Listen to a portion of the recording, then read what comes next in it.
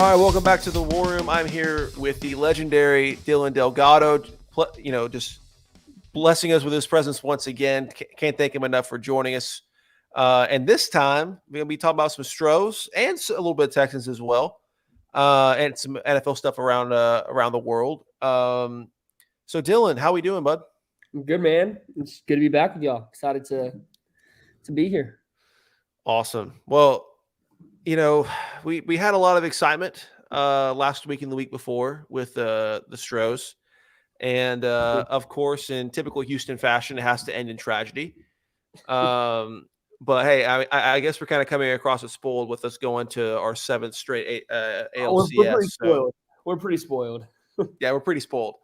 But yeah, so let's break it down. I mean, you actually how many games did you end up going to the playoff series? I went to all the ALDS home games and every ALCS home game besides Game 7. Did not want to watch my team lose at home potentially, so I sold my tickets for that. So there you go. I'm a season ticket holder, so now I am. So I have access to postseason tickets, so it's affordable to go when you pay face value. Wow. I'm jealous. But yeah, so having that kind of first eyewitness account along with kind of your expertise behind the Astros as well. I mean, I don't know if there's one thing we put it to in regards to the outcome of the ALCS, but what were just some of the major things you kind of noted throughout the progression of the series from start to finish? Well, I think the elephant in the room that everyone knows is not winning at home. So I'll talk about that first. I think you win one of those games at home, and you won the series. Realistically, you had 3 winnable games at home. I wouldn't really consider Game 7 winnable with the way it was managed and how it outcame. But you look at just the Astros in a whole, I think not winning at home, it's not the batter's eye box. It's not a manager thing. I think there's a pressure that came from partially us being bad a lot of the year because you're down Tuve, you were down Abreu for a bit. You know, your starting pitching goes to shambles because your McCullers gets hurt. Yeah, your Garcia's hurt. Urquidy's out half the year. Frommer had some little minor injuries. Javier was not great. Verlander not here. Yeah, Verlander not here. So I think that was my favorite speech from when they won the division. Oh, He's like, I wasn't even freaking here. I think part of it goes to like there's this pressure at home of like we don't want to let our fans down, and I have to step up and be the hero because I missed half the year. I think a lot of the I think a lot, and I've said this too. If you in all my stories and stuff, the Astros have always, ever since 2017, have had an issue with swinging for contact. They swing for home runs. The Astros don't play small ball. They say, let's get one on base and let's get a home run, which that is cool and all, but you got to know how to swing for contact. You notice how when Dubon, Chaz, dare I say Maldonado, Brantley, sometimes Altuve come up, the ball just is in play. But when Bregman, Jordan, Diaz, Peña's hit or miss. He just wasn't hitting. Yeah. Tucker, these guys are swinging for the fences.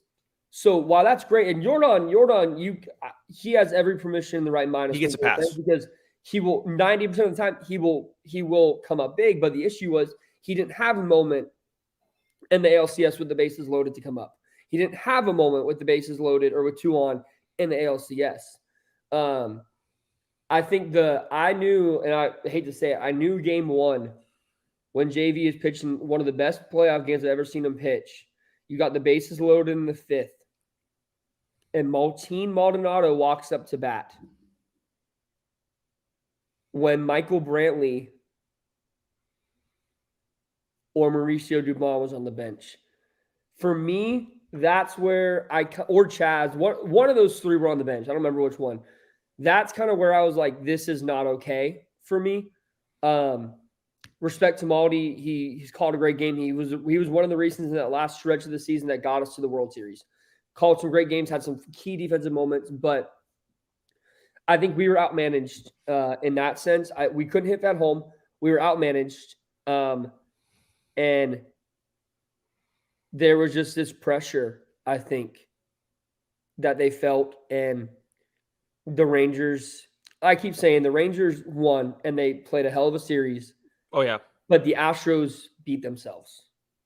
I agree. Because if Framber Valdez was not Yeah. bad in 2 starts, Framber Valdez gave up 1 or 2 runs instead of 3 or 8 or 3 or 6, you win one of those games. Not just 3 or 6, but 3 or 6 in the first 4 innings. One Correct. of them in the first 2, right? Correct. So, honestly, I think that was the breaking point, for either of those. Like I think if we're being real, game 6, he did well. I'll take a 3-run game in a day. I know it was only 5 innings, but I'll take 3 runs any day. My only argument against that is he's supposed to be a guy. You have your guys that are on your pitching roster that are supposed to pitch and not lose you games, and you have the guys that are supposed to pitch and win you games. And he's supposed to be a guy that pitches to win you games. And in a game 6, I mean, 3 runs leaves it up to the other team, right? Yeah. There's games where the best you can do is what the pitching gives you, right? It may be one of those games where it's a slugfest and or it could be one where, hey, 1 run is the difference maker, right? You're not going to get a lot of traffic on bases. So if you do get 1 shot, it's going to be like what happened with Jordan, where it's just a solo home run, big whoop-de-doo, we're down by 5, So that was my problem is, okay, if that was like a Lance McCullers, right? I'd be like, you know what? Great. 3, we're pitching McCullers in that night or somebody else. But no, this is our number 2. Right. Yeah. But it goes to say too that from the get-go of the playoffs, Frommer didn't have a single good start in the playoffs, but from the get-go of the playoffs, you knew that the first series was going to have a game 1 and 2 and a game 3, no matter what. Frommer has been better on the road. He hasn't been great, but when he's been on, he's been better on the road. You should have given Javier game 2. And then you should have given Frommer game 3 because let's say JV got beat, Javier got beat, Frommer got beat. You're down 3-0. You now got Urquidy, who in must-win games have been good. Cool. You're maybe 3-1 at that point. Then you got JV, who's Justin Verlander. Probably going to be fine there. I would much rather have Javier in a 3-2 game when the series is 3-2 than Fromber. And then I would rather turn to JP France or Hunter Brown even for a game 7. Like those are the differences. Yeah. And you have to weigh like that, or even like there was no reason that Urquidy couldn't have started game 7. He came out in the pin. At the end of the day, when you look at a series, game 7 is game 7. If you got to go Urquidy 2 innings, Hunter Brown 2 innings, JP France 2 innings, Verlander 1 inning, Maton, there's still people debating from the 2019 World Series why we didn't throw in Garrett Cole. Right, and valid argument too. I agree with that because Cole was Game 7. I don't think that putting Verlander in would have made any sense because that's not what Verlander does. Plus, he's 40.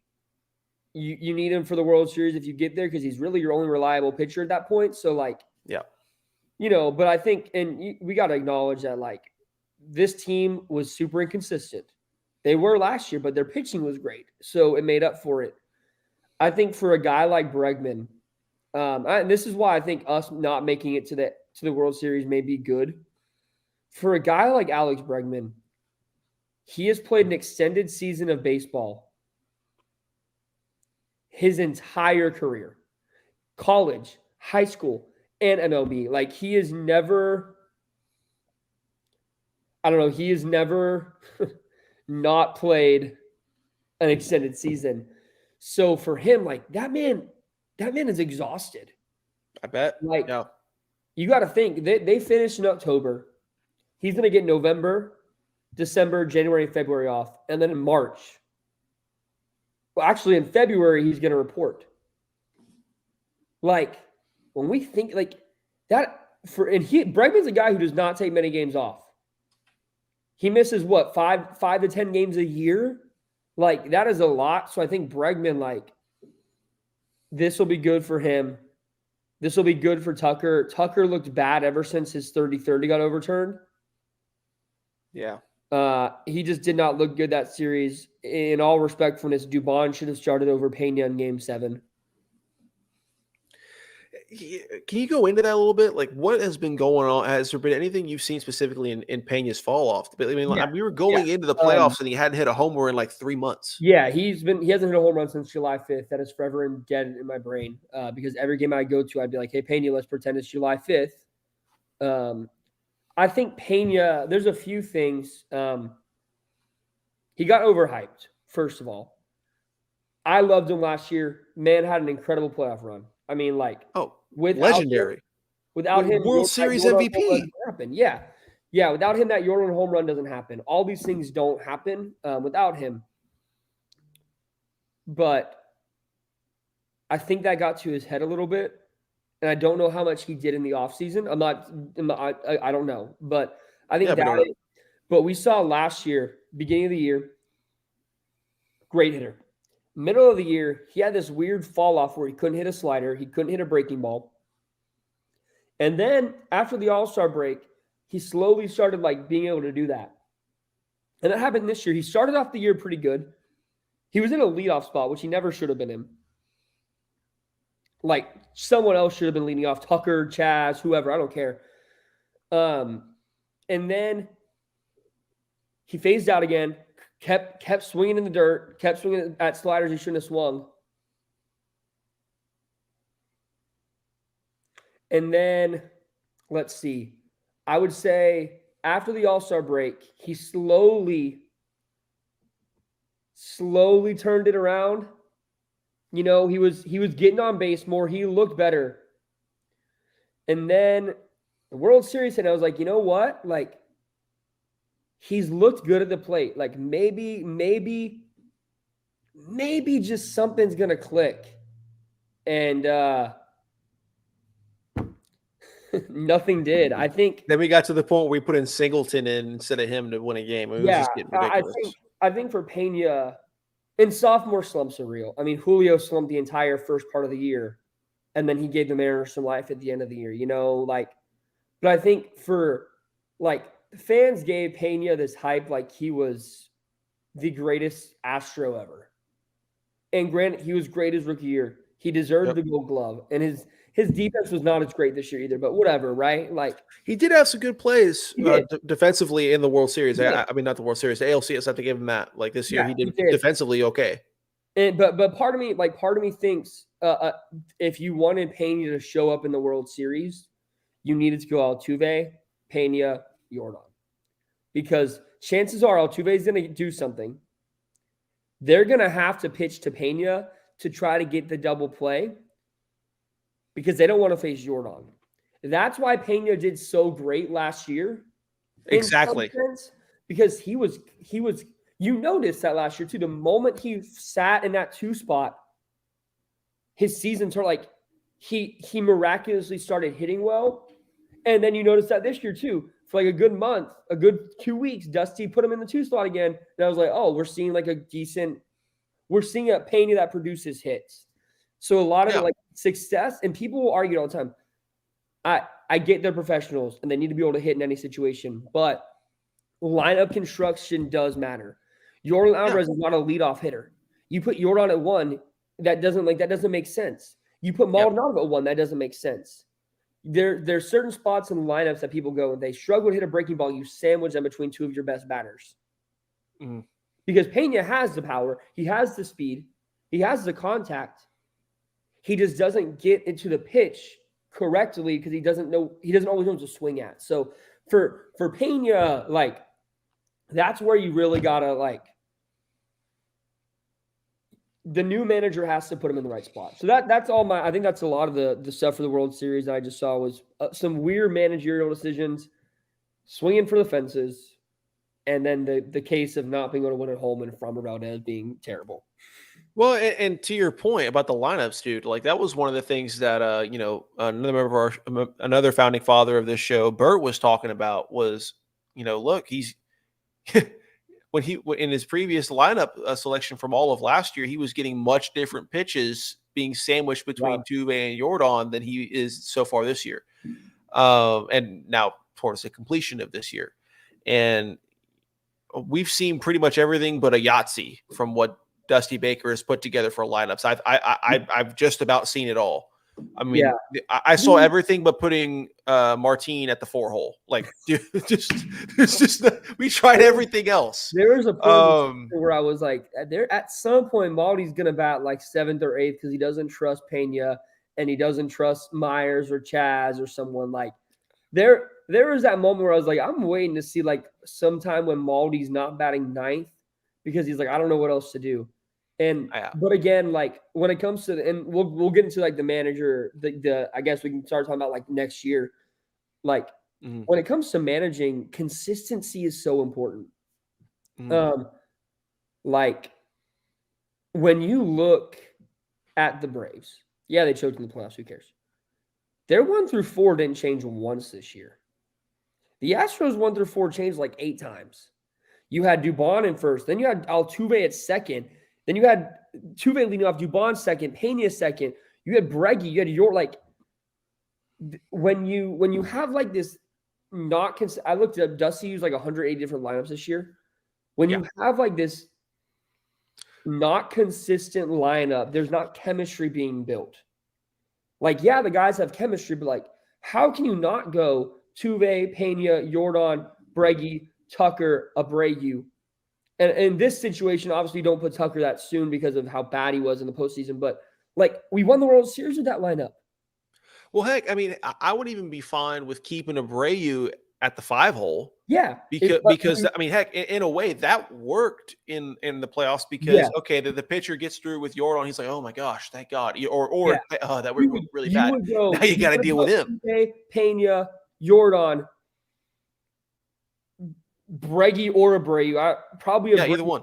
Probably really. Bregman just to keep the consistency. Abreu, Brantley, Tucker, Dubon, like no one like that is lethal. When you have and I disagreed when Dubon was moved up to 2. Dubon didn't look at a 2. Dubon was carrying the back half of that lineup. Chaz would go, Abreu, Brantley would get on. Dubon was bringing him home. Yep. When you mess, this is what I love. This is why people wonder why I've always hated. I've never liked Dusty. When you mess with something that is working, you don't change it. Well, and also like so what we were talking about earlier, like depending on what percentage of the order of the lineup you're in, the pitches can be vastly different depending on who you're sitting in between, right? So if you go from 1 week, okay, I'm between Jordan and Altuve, I'm getting different pitches than when I'm after those guys, right? And I'm the pitchers on it. Okay, I can breathe now, right? Like, just the order in which you're being put in, you kind of get into an expectation as, okay, I could expect maybe him to lay off with this pitch because he just dealt with Jordan, right? And Jordan is very, very high hit percentage in this area, and the pitchers avoid these pitches when they're on him. So they're going to go back to that when they see me. Look, there's so much statistics in baseball.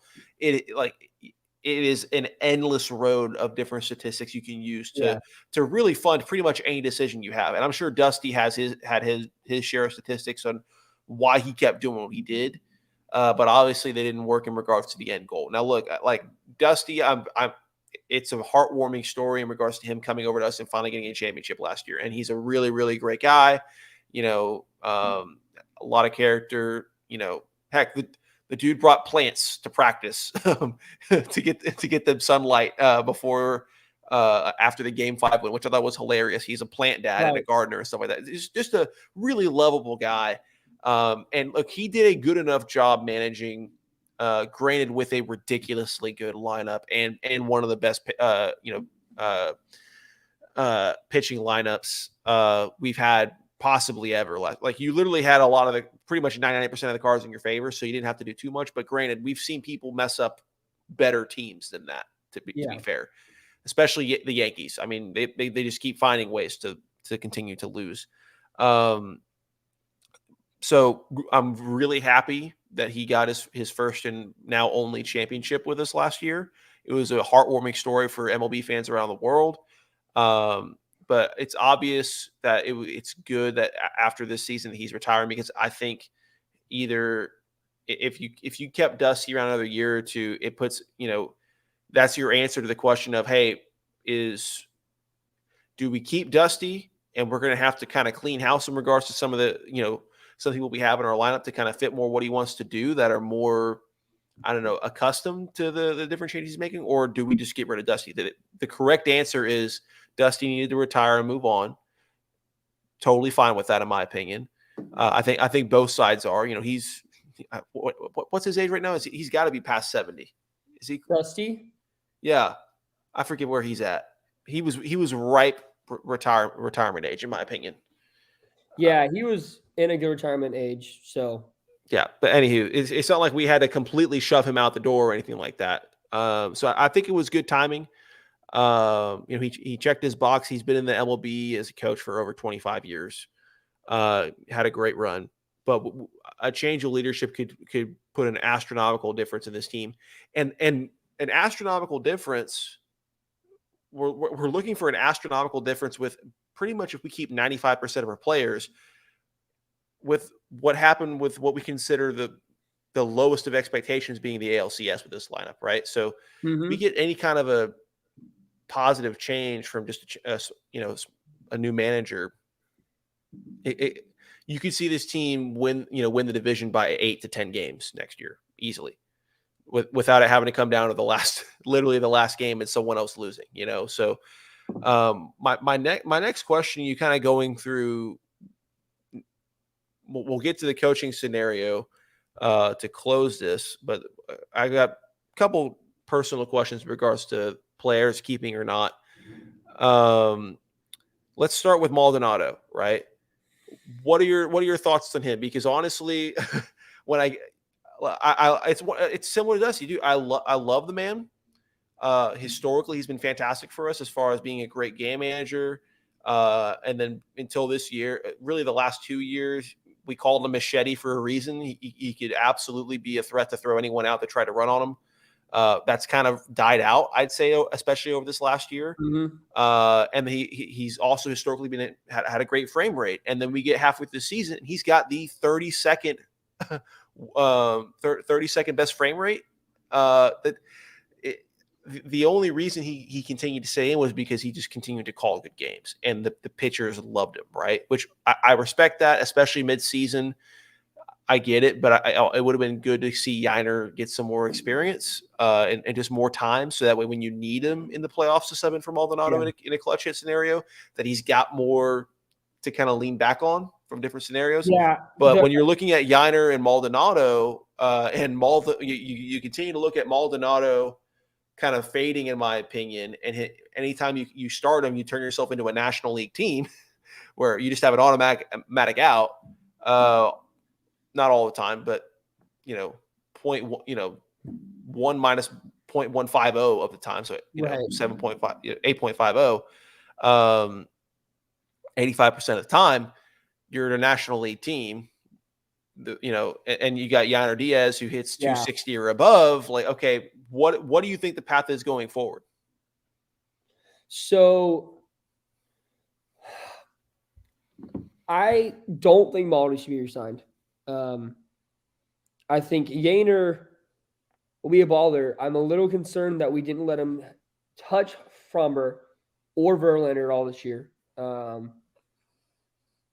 That's concerning to me. But I think those guys are good enough where they'll be good with him, and Yainer knows how to call a good game.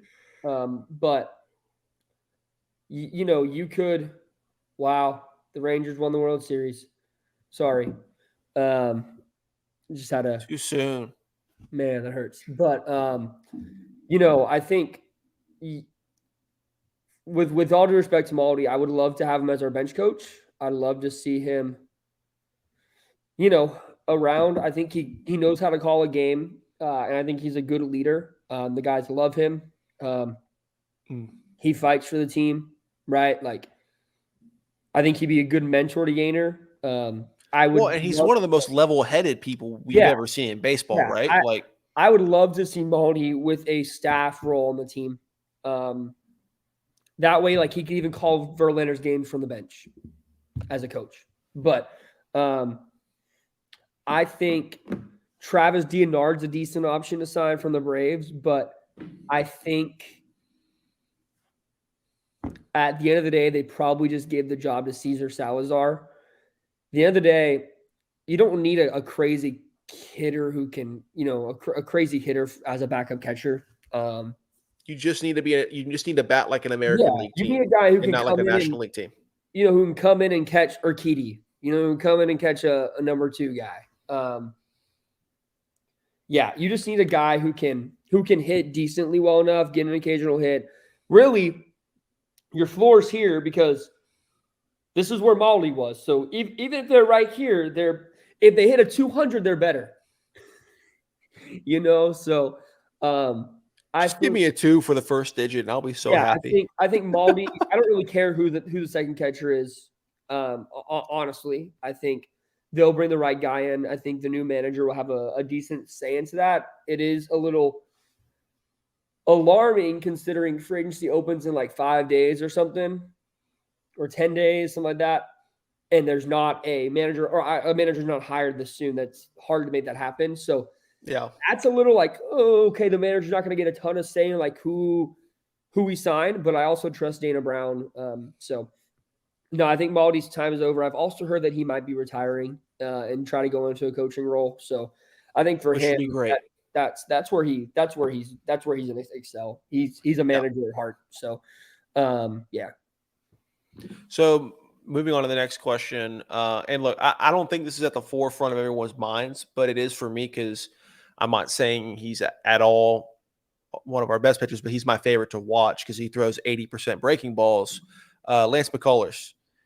Do you see him continuing a future with the Astros next season? I forget his contract scenario. Does he have a 1-year option left, or No, I forget what's the he's got I scenario? think 2 years left on his deal or something. Okay. He's getting paid too much to be a bullpen guy, even though I think he'd be a great long-term reliever. Well, I mean, look, in the playoffs, he's been when he's been healthy. Like you think about his Yeah, series against the A's 2 years ago, he was phenomenal, right? Like yeah, no, when he he's was healthy, sub-3 ERA. He was I think his yeah, ERA during that series was like 1.5. Like when it was he's healthy, phenomenal. he's good. He's like Jacob deGrom in my head now. You're not going to get more than 50, 60 innings out of him. Well, And to me, I'm going to be real. When Luis Garcia and the whole rotation is healthy, you got JV, you have Fromber, you have Javier, you have Garcia, you have the emergence of JP France. If Hunter Brown can go back, like Hunter Brown is going to take some time to get good, but I think he'll be there. Hunter Brown, Urquidy, like I'm not taking McCullers. I don't know. Like Urquidy has been good in almost every must-win game for us that he's ever pitched in. I don't know. I think my only argument is move, but my only argument is I almost treat him as like a sidewinder pitcher, right? Like yeah, submarine almost. Like, look, you've got a guy that throws 80% breaking balls. And look, in the regular season, when you only get so many games on him, because look, when you throw 80% breaking balls, like that's a lot of torque in your arm, right? It's hard enough to go 6+ innings, and which he does. Like most of the starts that he plays, he does go more than 6 innings. But it's even harder to do that. Hey, we need you once every 6-7 games, right? It's hard enough to maintain that. But when you get like if you have that guy in your stable as a game 5 or a game 4 or a game 3 starter, when you get into playoffs, that's as we found out 2 years ago when we had almost no pitchers left in 2021. And we were riding the bat of Carlos. Sorry, was it 2020 or 2021 when he played the A's? And we were riding the bat of Carlos Correa. I can't remember. One of those 2 years. As we found out, like he pitched 2 fantastic games. The second one, almost an inning where he was kind of hurt with the forearm issue that ended up needing surgery. He was pretty phenomenal, to be quite frank.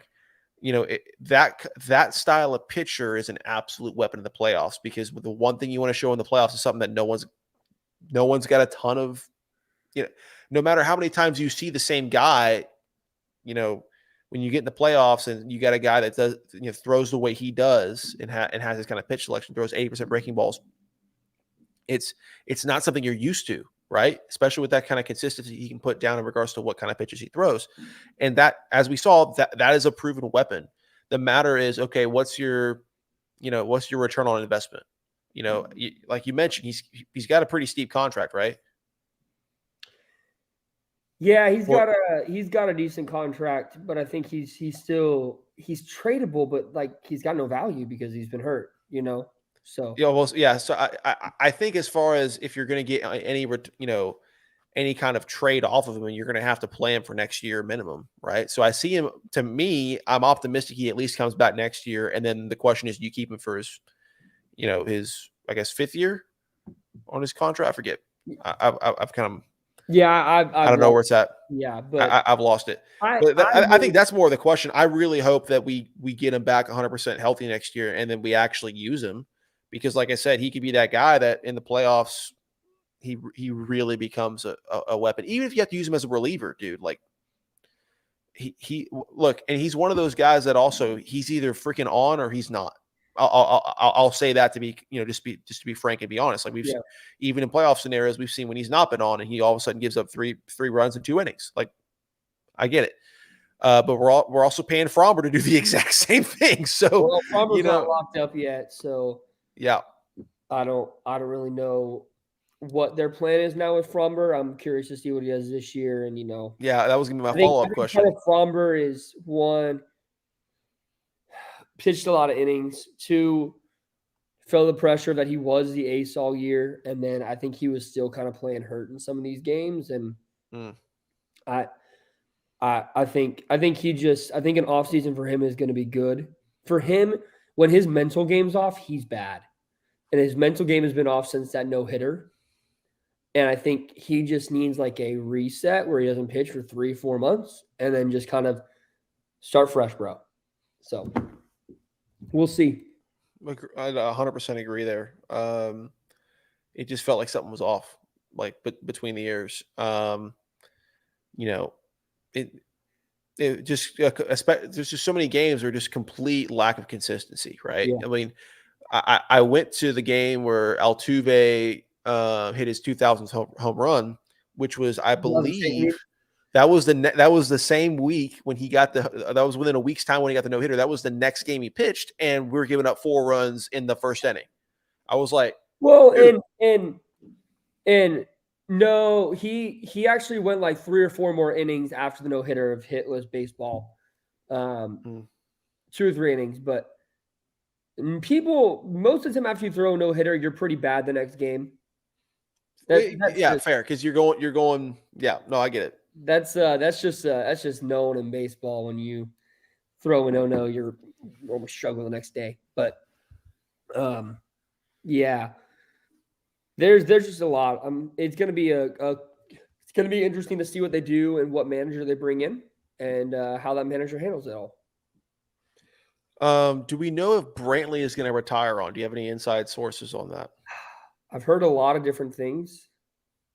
He didn't give a straight answer in his interview after I don't know if he knows what he wants to do. I think this season was hard on him. This last 2 years have been rough on him. A lot of injuries. I think the shoulder. It took so long to get his shoulder back. Back correctly.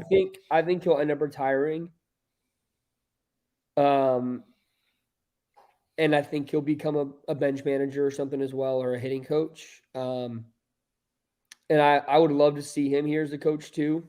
Just the calmness and the mind that he is great. But I don't see him with the Astros next year. I think they look to sign someone to fill that left field, maybe trade for someone. There's also a world where you see Chaz in left, Dubon in center, or Jake in center. I still believe that with the right manager, Jake Myers will be a star. Like, I think Jake Myers has great potential. He's been hurt in his time here. So I don't know. I'm genuinely don't know what Brantley's going to do. I have not heard much. I don't think he knows yet. Yeah, obviously there's going to be there, especially this early after now as of like 30 minutes ago, the conclusion of the World Series. Still, so many questions to answer. Um, but well, I guess to close this off, tons of different manager candidates we've seen. I even saw that like for some reason AJ Hinch was like plus 800 on the list. I was like, okay, look, we still get lit up on Twitter enough over what he pulled. I don't think we need to double down on it. But I saw already 10 different candidates that were pitched as well. I What are personally your top three? Yeah, personally, I'm a big AJ Hinch fan. I think he's a great manager. I love that guy. I love the way he managed his team. He's not going to come back, but Yeah, I personally would be ecstatic. Every time he did that Minute Maid, I literally make sure to be at that game just to give him a standing ovation because what he did for the city is great, and he's one of the best managers we've ever seen. And you know, talk about some of the guys that we consider legends: Altuve, Breggy, Correa. Like Hinch is a huge part of that. So is Jeff Leno. I think is one of the greatest GMs of all time. But I think it's going to come down to three different people getting the job. Espada, as everyone, that's the one I've seen at as the top of the everyone list. assumes, as I think all of Houston wants. I have my concerns there, but I also have my wants there. My concern is that he's learned from Dusty Baker for 3 years. And I do not want a people's manager. I want a manager. Mm-hmm. I don't want someone who says, oh, man, you like Molly better? I'm going to play him. When you have a catcher who's better on the bench. Like, I get personal catchers.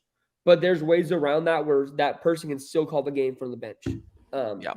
You know, like I don't want a manager who's going to say, well, Chaz has been struggling, so I'm going to put him in the lineup.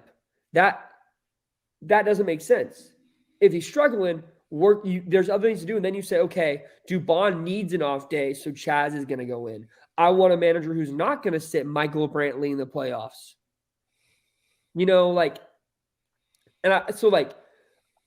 my fear with the Spada is that he's learned from Dusty, and that because that's who he's been with for a long time now, some of that stuff will carry over, and then a lot of our staff will remain the same. Personally, I don't think our pitching coach should still be our pitching coach. Agreed. I love Josh Miller. He did great last year, but I think a lot of that was a carryover from Brent Storm. I just don't feel great about our hitting coaches either. Like, you got to be able to help your team hit it home. Like, when we have 5 guys in the postseason that are almost batting under a 200, that's not okay. So somehow for a brief stretch of the ALCS, Maldonado was hitting 200, which made no sense. Yeah. And so, like, part of Espada means you're not bringing in a new guy. You're not bringing in new potential. You're sticking to what you have, which is good, and I agree. But, you know, part of the good of Espada is like, hey, he knows your team. He knows these guys well. And they respect him. They love him, right? Like, that is big because you don't want a guy coming in who's going to change the culture and not be good, right? But so those are your things. Like, that's where I weigh with the spot is like there's a lot of highs, but there's a lot of lows for this guy. And agreed, right? They're unproven lows. That's another thing. You got a team who's been to 7 straight ALCSs. I don't know if it's wise to hire a manager who's never managed. Agreed. Because, like, I get it. Like, I get you want to go with him because he makes sense. But, like, why not go for someone? And I'm not against the spot. I'll be incredibly happy if he's hired.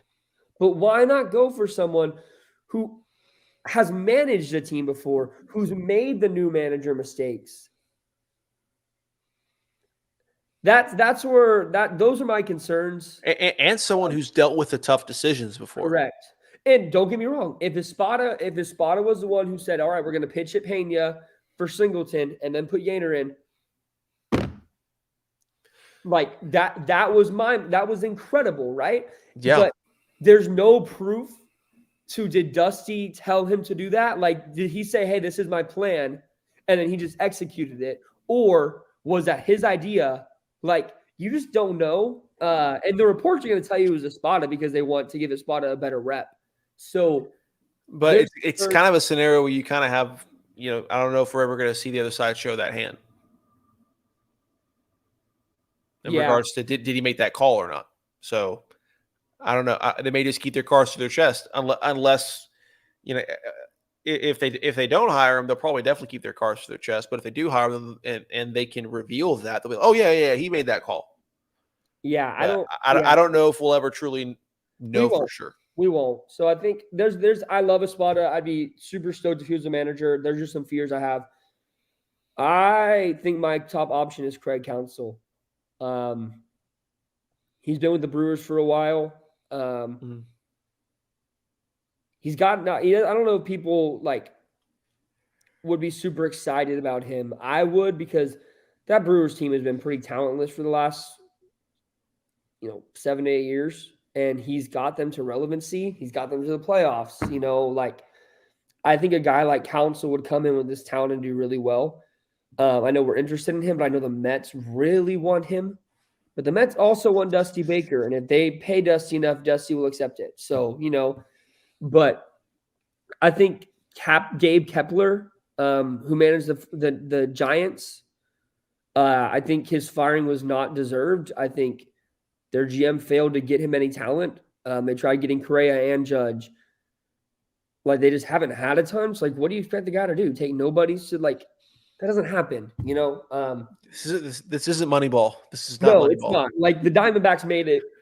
All of the statistics formulas have been figured out. Everyone uses them, so it's a level playing field, buddy. Right. So I would like to see him or Counsell. I think the other candidate is anyone from the Braves, because Dana Brown is from the Braves. He knows he meshes well with them. And then the sleeper pick that I don't want, but that is just automatically an option, is going to be Brad Ausmus. One, because of his relationship with Jeff Bagwell. I don't know. There's been conflicting reports that Bagwell is going to have a big part in the decision, which I don't think is actually true and going to happen. And there's been reports that Bagwell won't be involved in the process a ton, which would make sense because he's not the GM. But I think Ausmus will get an interview. I don't think he deserves the job, but I also wouldn't be upset.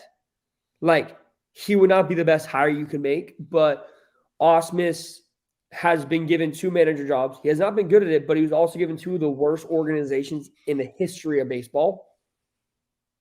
So definitely a dice roll if he is hired. Really don't know how to read it. You just don't know. I don't know if you can when people are given a bad organization, I don't really know if you can judge what they've done.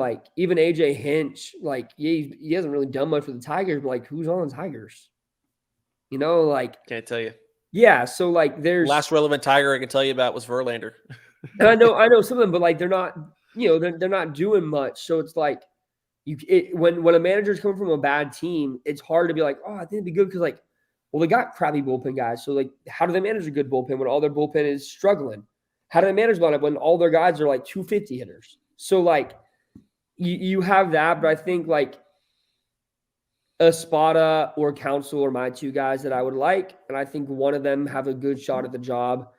I think the Astros know it's going to be Espada, but I think they're going to interview people for due diligence. Fair. I think Jim Crane has been planning this for 3 or 4 years now. We'll get Dusty. Dusty will be here for as long as Dusty chooses, and then Espada will take over. And I think that wouldn't even be a question if they didn't hire Dana Brown. I think they want Dana Brown to come in and say, hey, interview your guys, interview whoever you think, and if someone beats Espada, then someone gets the job. So that's kind of my thoughts on it. I'm just kind of trusting the process. They have a long list of candidates they've been interested in. Dana Brown had a press conference and he was talking about I have we're gathering our fishing list, and we're going to start fishing here soon. So we'll see. GMs are allowed to start making trades tomorrow. So baseball free agency is pretty much here. Here in a couple days, free agents can start signing. So like Neris and stuff, and all these things we'll see if we lose Neris, we'll see if we lose Stanek, we'll see if we lose Maton, and how we counteract that. And if we try to get a bat, if we try to trade for Alex Verdugo to help to man left field with Chaz in center, like there's a lot of decision that has to be made. So the sooner they hire the manager, the better. Because if you're going to go and give up good prospects for a guy like Alex Verdugo, you probably want your manager's approval first. Yeah. So I think there's decisions, and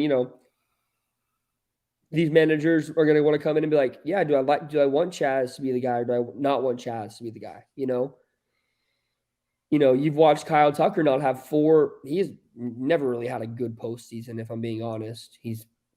So that begs the question, okay, do you come in and do you trade Kyle Tucker? I'm not saying this year, but do you go into his last arbitration and you're saying, all right, we're seeing the end of the golden era. Do we get him to get good prospects to keep the golden era alive?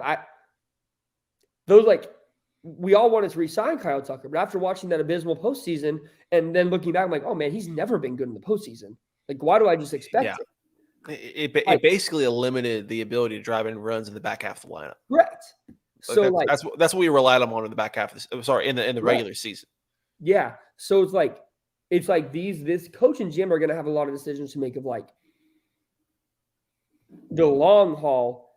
You need to rebuild the farm system, and the only way to do that, maybe trading Kyle Tucker and maybe trading Fran Valdez if he has a good year after this.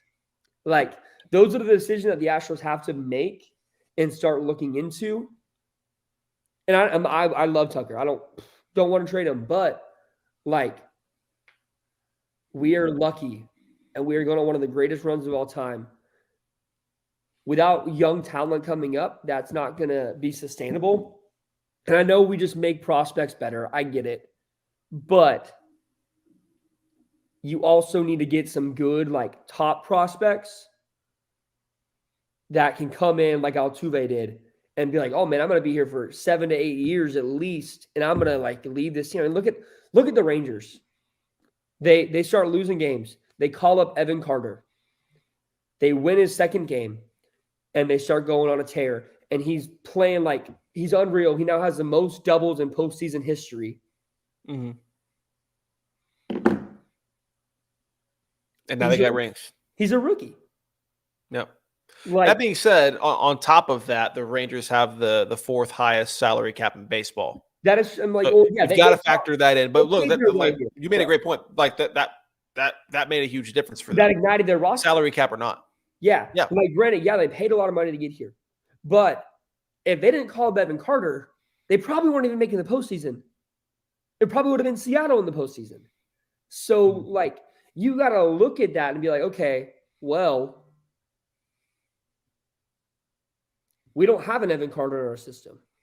We have talented guys. We have Pedro Leon, right? We have guys that are talented that we've made good. But, like, you don't have a guy that was just great out of college, came into the postseason. Like, they got Wyatt Langford in the minors too, who's going to probably be a baller up here. Like, we don't have that. So, like, you have to look at almost like, hey, what does it look like if we traded Tucker to get a guy like that, to get 2 or 3 really good prospects? Because I guarantee you a team like, the Mets in 2 to 3 years,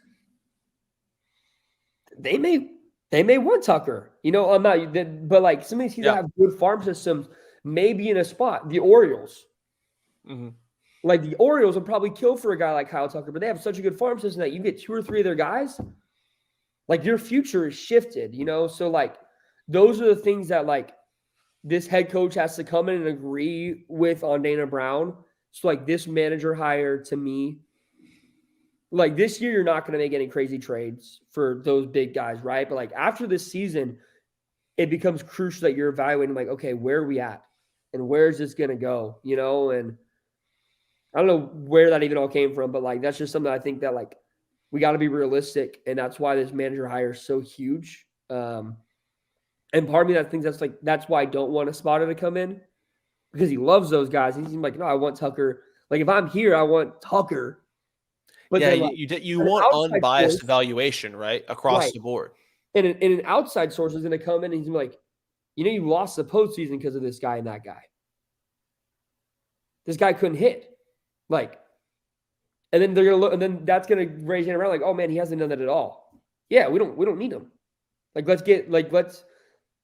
So those things start to come to mind when you bring in an outside manager and some other outside personnel. So that's why, like, I would be inclined to see a guy like Craig Counsell, but Espada would be good. No, I agree. We want to deviate from what we were Yep. doing, right? I mean, And this is a lineup that honestly should be back to back.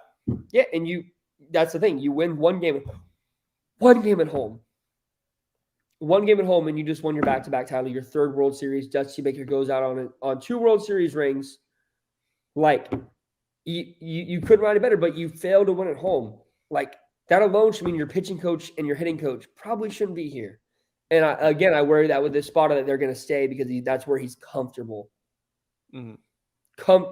Comfortability is big for managers, and when they're comfortable, change probably won't happen. Like, he let Maldi catch them because they were comfortable. Yeah. Yeah. Well, I mean, so my closing questions is, what do you think our expected timetable would be for a manager hire? And then, everyone's talking about Shohei going into this offseason with him. I've heard the bag he could be going for is like $300 million, like or like starting bid, like bottom of the barrel $300 million. But that injury to his arm is going to be a factor. I think he won't be able to pitch any games in 24. He will not be, but I don't think the arm's going to factor in that much. Because it's going to come back at some point, and he's looking for a long-term deal, right? So I'll answer both questions. The timetable, I think, is 2 to 4 weeks for a manager hire. I don't know. It's really hard to tell because I've never, this is the first thing we've seen Dana Brown really do. So we don't know, what he's like. So I don't know. It could be 2 to 4 weeks max, I would hope. Shohei. Love the guy. I would be afraid if my team locked him up for a long-term deal. I only say that because I'm sorry, you cannot hit and pitch at that level that he is for 10 years straight. You can't. I don't know how long his arm is going to be sustainable as a pitcher. And I think in 2 to 5 years, he could be a 6 ERA pitcher, a 4 ERA pitcher. Now, I think his bat will still be good, but once that arm starts to go out because of the pitching, I don't know how much that's going to affect his hitting. So I would be afraid, but he deserves every bit of money, and I would not be surprised he gets a contract more than $500,000 and gets like a 10-year deal by the Mariners. Oh, you mean $500 million? Yeah, $500 million. Sorry. I would not be surprised if the Mariners, the Mets, the Giants, the usual culprits at play as far as spending ungodly amounts of money to get the best players every year is going to be Yankees, Dodgers. Rangers could be. Rangers going to be. I mean, hey, fourth highest salary cap in baseball.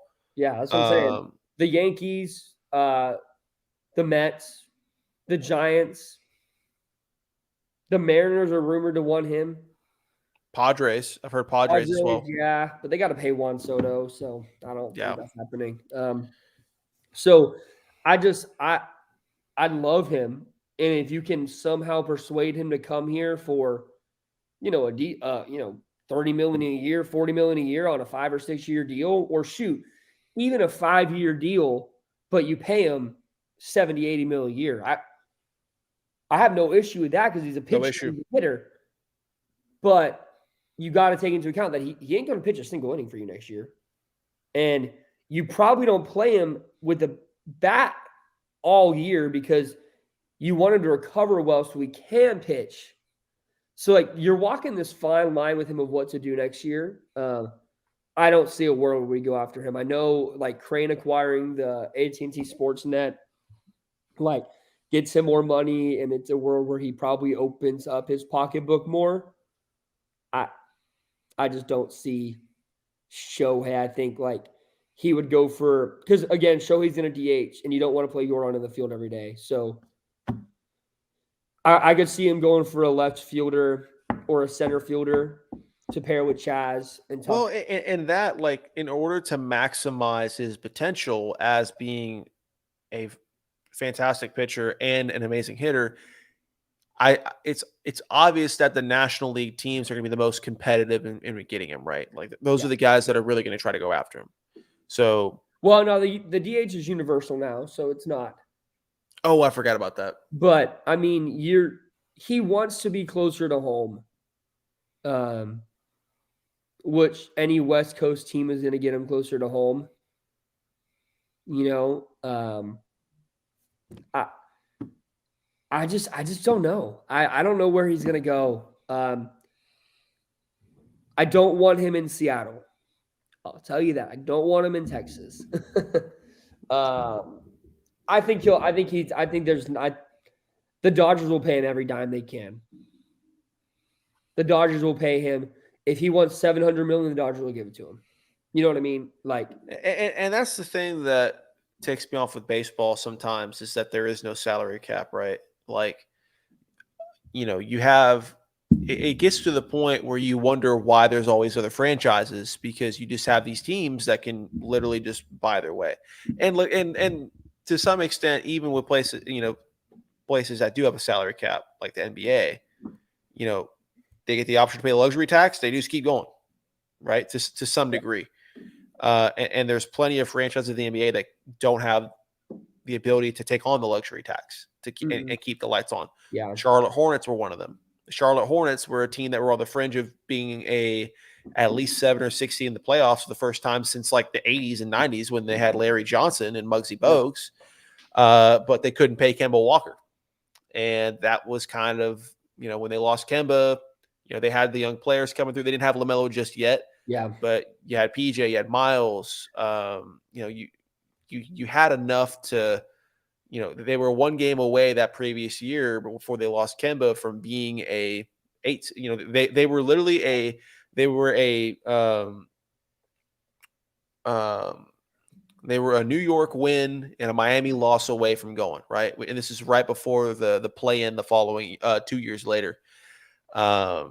Which I guess I'm somewhat glad that we have the play-in in the NBA now, because we don't have to have those stupid scenarios anymore. You just go to the play-in and sort it out. Well, Anywho, so I like that, you have some kind of control over there. And you don't like in baseball, man. Like, I don't know, paying for a championship just isn't rewarding. Yeah. Like, I'm happy for the Rangers fans that are excited, but like, man, if we had to spend $800 million to win a ring, I would just be like, I'd be excited, right? But I would be like, okay, well, like, we had to go and spend almost $1 billion to get talent to want to come here. Mm-hmm. Like, well, look, let's be honest. When your stadium looks like a Lowe's garden section, correct. Well, I understand. They had to go and hire a manager who was retired, who can barely walk, to get to, like, and this is not an attack on them, but like, for me, like, there's something about the Astros that I like, is because all the talent is raised. Yeah, we pay some people. We brought in pitchers here and there. We brought in, but like, the talent has come from most of our farm system, and there's like a heart behind it, not like this, I'm getting paid a lot of money, so I need to do good. Right? Like Chapman. Yeah, like Seager, like there's just a difference in like paying for a championship. And I don't want to be a fan of a team that pays for a championship a ton. Like, totally here for it. So I can't stand Yankees fans. Like, if the Astros go and pay someone in free agency, I'm happy. But like, if we're going to hand out $800 million in contracts over 2 years like that, I don't like. But I mean, of course, I'll be happy that we get good players, right? Like, you're gonna it keeps everything interesting, no matter what. But there's just a rewarding feeling when you win by just being good and not having the highest payroll in baseball.